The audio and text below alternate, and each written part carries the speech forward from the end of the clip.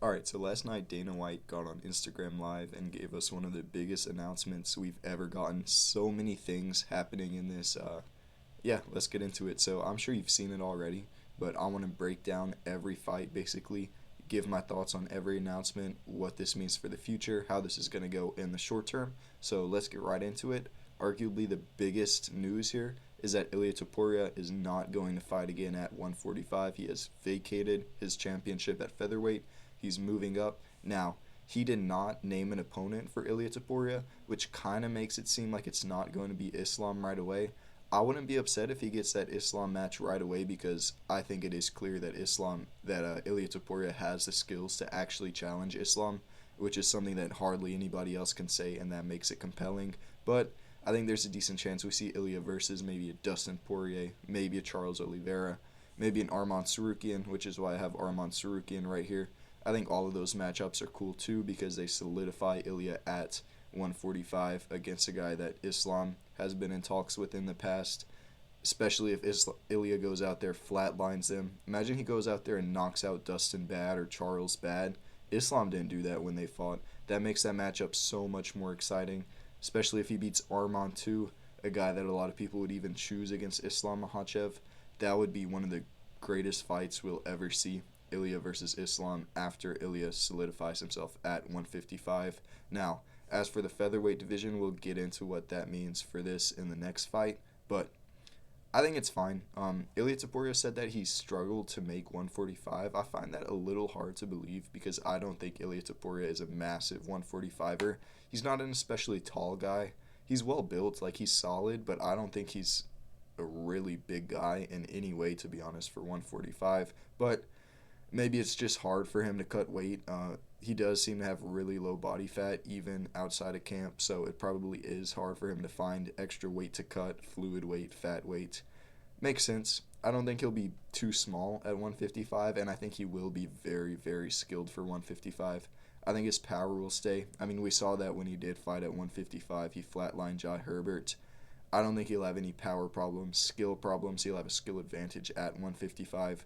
I think this creates a lot of interesting matchups in the future, but I do believe we need to see that Ilia versus Islam matchup as soon as possible because Islam itching to move up to 170, and he deserves that as well. So, ideally, in my opinion, we'd see Ilia versus Islam now, but if he can fight a contender really soon, get that out of the way, obviously he needs to win that, then I think Islam will be willing to stick around for a super fight against Ilia before he moves up to 170, win or lose for Islam. All right, and then after that, we've got Della Maddalena versus Belal Mohamed.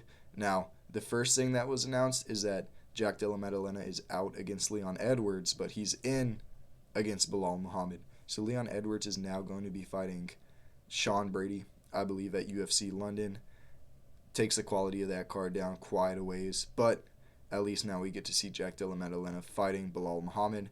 Now, the second question that goes along with that, what's going on with Shavkat? Shavkat is injured.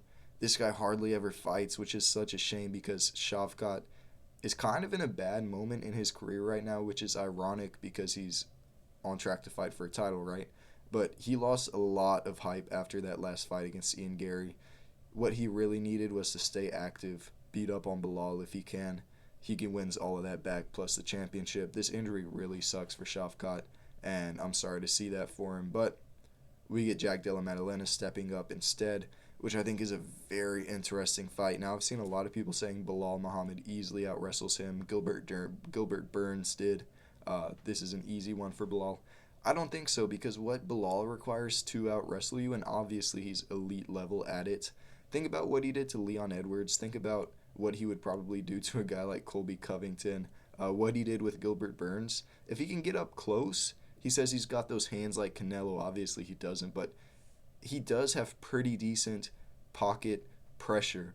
That pocket pressure is not what you want to do against Della Maddalena.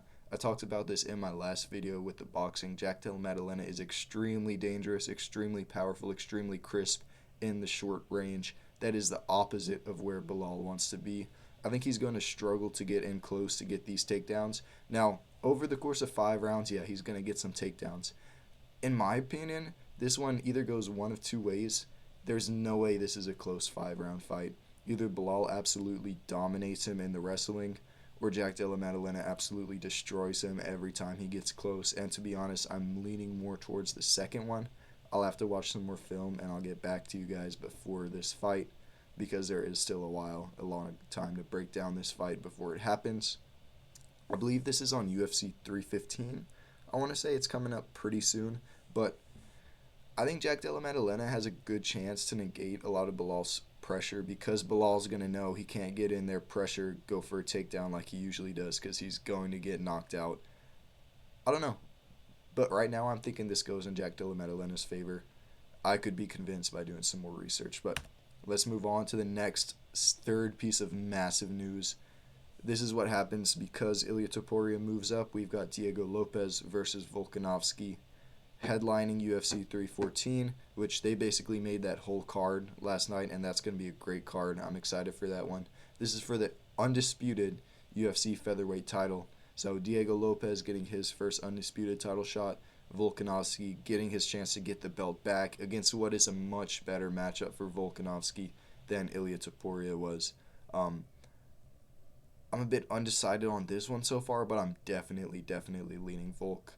We saw Diego Lopes struggle a bit against Dan Ige, which is like a downgraded Volk, basically.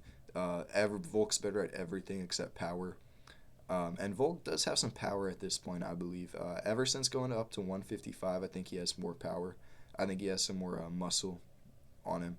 But Diego Lopes, that fight against Dan Ige, I don't think is that big of an indicator of really his skills and performance against this type of guy, because he did have such a weird situation on that fight. He fought him on like 10 minutes notice, right? He had to do like 3 different weight cuts, and he still dominated in the first couple rounds. Now, I do see Volkanovski able to use the wrestling to his advantage here. I think in the striking, Diego Lopes obviously going to be really dangerous. Volkanovski obviously going to be more skillful, right? But I think where Volkanovski really needs to take this fight is he needs to take it down, and he doesn't want to engage on the ground. He just wants to posture up, beat him up with elbows, ground and pound. I think that's Volkanovski's path to victory here. Right now I'm leaning towards Volk for sure. Alright, and then massive signing for the UFC. Out of nowhere, kind of, we've got Patricio Pitbull. Now, this guy was a former double champ at Bellator, but he's 37 years old now. He's lost his last couple fights. He's going to be fighting Yair Rodriguez, who's still a really top-level striker, although Patricio Pitbull will look to expose some of his wrestling and grappling.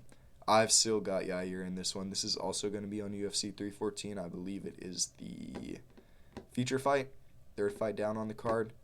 Another good one.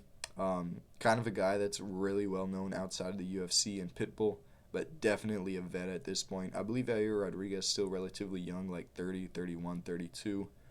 He has a bit of a mentality issue, in my opinion, Yair. I don't think he'll ever be champ. I don't think he'll ever beat the best guys. But at this point in his career, Patricio Pitbull is not one of the best guys. I see Yair getting this one done. But also a great fight. That's a good one. And then we've also got Carlos Prates versus Geoff Neal made. I believe this is also on UFC 314. This is a dream matchup for both of these guys. There's no way this doesn't come out to be an exciting fight. Both of these guys long, rangy at 170. Really good clinch game. Really good boxing game. I need to do my research to decide which one to pick here, but I'm leaning towards Geoff Neal, to be honest. I think he's just a lot cleaner in the boxing. He has that highest level experience, but I could be convinced towards Carlos Prates. It's basically a kickboxing match here. Geoff Neal leaning more towards the boxing. Carlos Prates, more of a dynamic game. We'll see how that turns out. We've also got another massive matchup. Wow, I forgot how many there are here. We've got Michael Chandler versus Paddy Pimblett. I believe this is the co-main of UFC 314, which it's kind of funny that they just came out and announced a massive card all at once last night. They never do that. And then some other stuff too, obviously. But Michael Chandler finally fighting down against Paddy Pimblett, who's going to get his big chance to come up into the top 5, top 7 against Michael Chandler. Right now, to be honest, this is a hard one to predict because Michael Chandler seems to be better in every way, right? Almost every way. Paddy Pimblett definitely better at the jiu-jitsu. Maybe even more athletic at this point in his career because Michael Chandler. He didn't look great in his last fight against Charles Oliveira, but we have seen more power from him in the past. We have seen that he can fight the top level guys, although all he really does is lose to them. Paddy Pimblett still at this point kind of an unknown. He's had a couple shaky performances in the UFC like that Jared Gordon fight, but lately he's looked good. Dispatched Tony Ferguson easily.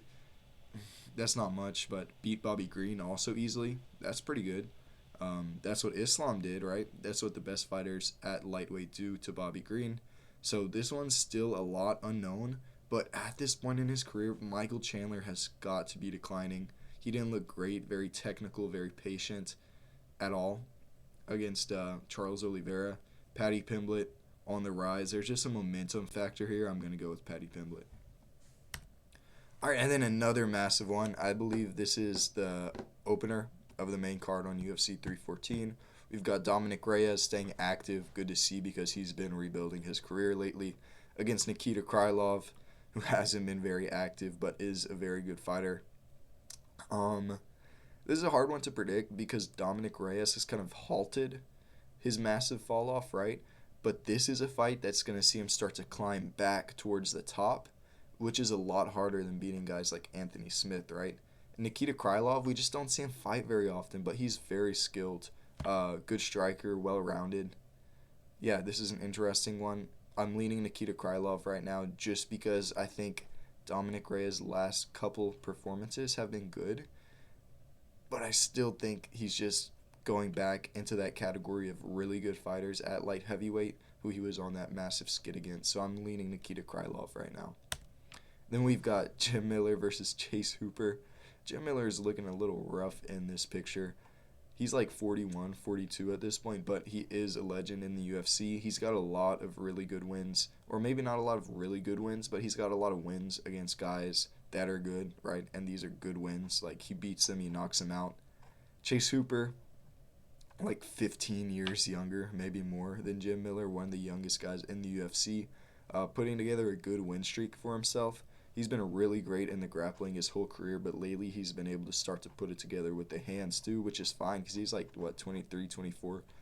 A lot of guys start MMA when they're like 21, so Chase Hooper already has like 5 or 6 wins in the UFC at his age. That's really good.